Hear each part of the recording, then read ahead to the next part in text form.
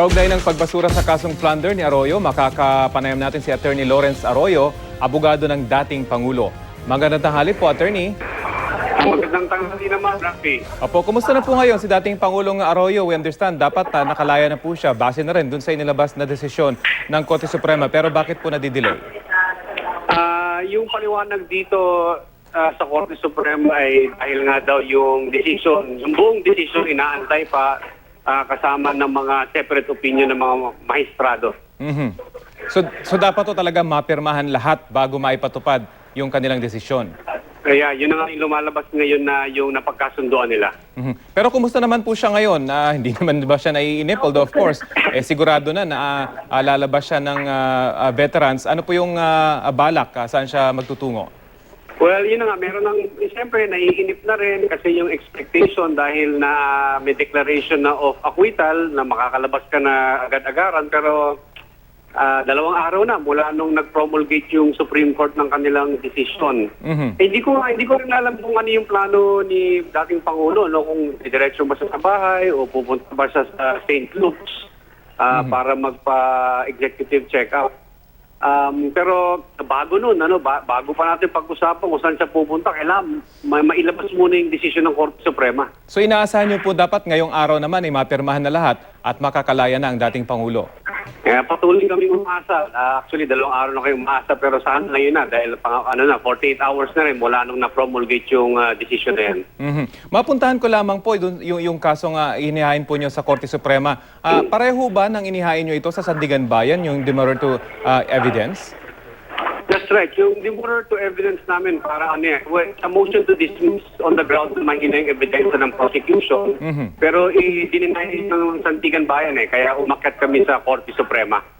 Ano ang indikasyon nito na ito'y kinatigan ng Sandigan Bayan pero binaliktad ng Korte Suprema? Well, ang very niya, nagkamali yung Sandigan Bayan. Yan ang kahulugan ng sa Korte Suprema.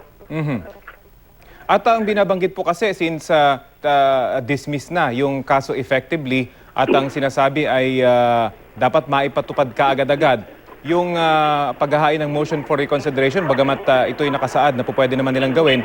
Ano kayang chances nito para po sa inyo?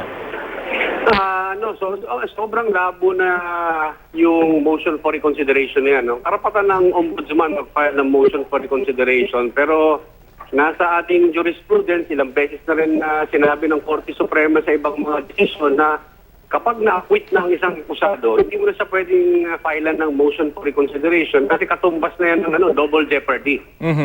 So malabo yan. Saka kung titingnan mo yung botohan ng mga maestrado, 11-4.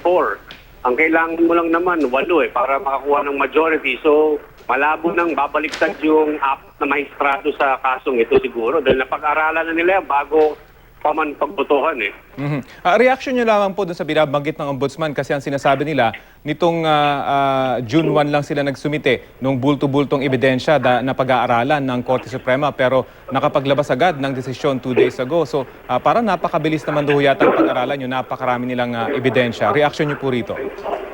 Ano ba yung bulto-bultong ebidensyang yan? Nung 9 months ago pa namin, kami sa Korte Suprema. So, ang tagal na nun. Ang siyam na buwan, mag-iisang taon na nga this October. So, hindi tama sa hindi na isago lang. Hindi ko alam kung tama yung balitang yan, yung sinasabing balita ng Ombudsman. So, ang sinasabi niyo po ay talagang pinag-aralan, nahimay ito na mabuti ng Korte Suprema, kaya naging ganito yung kanilang desisyon. Kasi, hindi mang maestrado, so hindi naman ito hindi na napabasa yung petition natin dahil ng dating Pangulo at comment ng Ombudsman at kung ano mang plea dyan, bago lumabas yung decision, pag-aralan na yan. Okay. Sige po, medyo lumalabo na po yung ating linya ng komunikasyon pero maraming salamat po sa inyong oras at makikibalita po kami kapag nagkaroon na ng movement dyan po sa Korte Suprema. Maraming salamat po sa inyo. Maraming salamat din, Rafi. Si Attorney Lawrence Arroyo, abogado ni dating Pangulong Gloria Macapagal Arroyo.